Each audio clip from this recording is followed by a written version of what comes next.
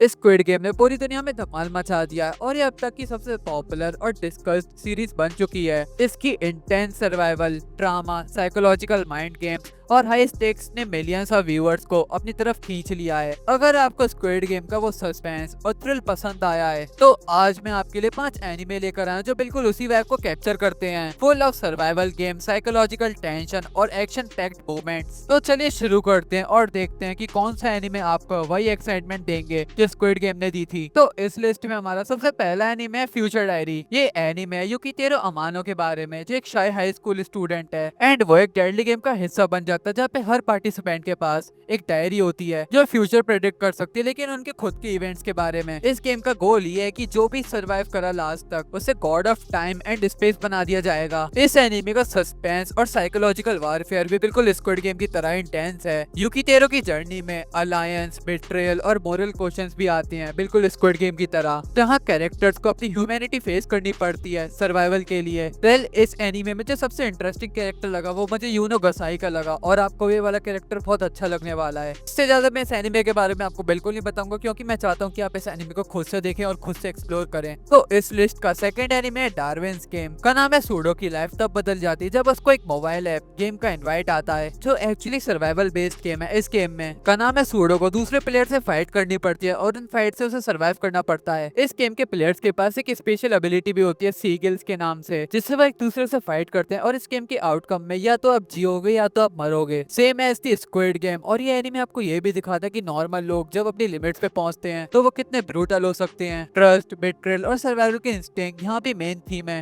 Well, ये anime मेरा personal favourite है। मैंने इसकी मांगा भी कंप्लीट कर लिया, लेकिन आपको इस एनीमे में सिर्फ 11 एपिसोड मिलेंगे। वेल, ये कंप्लीट नहीं हुआ इन 11 एपिसोड्स में एनीमे, इसी वजह से इस एनीमे की आपको मांगा पढ़नी पड़ेगी और मांगा की आर्ट स्टाइल भी बहुत अच्छी है। एंड मैं चाहता हूँ कि एनीमे पॉपुलर हो और हमें इसके और भी सीजन देखने को मिले। इस लिस्ट में हमारा थर्ड एनीमे है एलिस इन द बॉर्डरलैंड। मैं इसे एनीमे तो नहीं कहूंगा, इसकी लाइव एक्शन सीरीज है, बट इसकी लाइव एक्शन सीरीज बहुत अच्छी है। वेल, इस सीरीज में आरिजू और उसके फ्रेंड्स एक पैरेलल टोक्यो में फंस जाते हैं जहाँ पे उन्हें डेडली गेम्स खेलने पड़ते हैं सर्वाइवल के लिए। हर गेम उनकी अलग अलग स्किल टेस्ट करता है, इंटेलिजेंस से लेके फिजिकल एंड्योरेंस तक। स्क्विड गेम की तरह ये भी साइकोलॉजी और ह्यूमन लिमिट्स को एक्सप्लोर करता है। वेल, जब आप इसे देखने जाओगे आपको कुछ कुछ पार्ट तो बोरिंग लगेंगे, लेकिन ओवरऑल ये बहुत ज्यादा इंटरेस्टिंग सीरीज है, तो इस सीरीज को देखना भी बिल्कुल मत भूलना। तो चलिए अब लिस्ट के फोर्थ नंबर पे चलते हैं। तो जो एनीमे हम फोर्थ नंबर पे रखते हैं उसका नाम है लायर्स गेम। ये ओरिजिनली मांगा और लाइव एक्शन शो है, लेकिन इसका plot anime style psychological battle जैसा। कंटेस्टेंट्स के पास एक बड़े अमाउंट का पैसा होता है और उन्हें एक दूसरे को ट्रिक करना होता है जिससे वो कर्जे में फंस जाएं। फिजिकल सर्वाइवल गेम की बजाय ये शो मेंटल स्ट्रेटेजी, ट्रस्ट और मैनिपुलेशन पर फोकस करता है,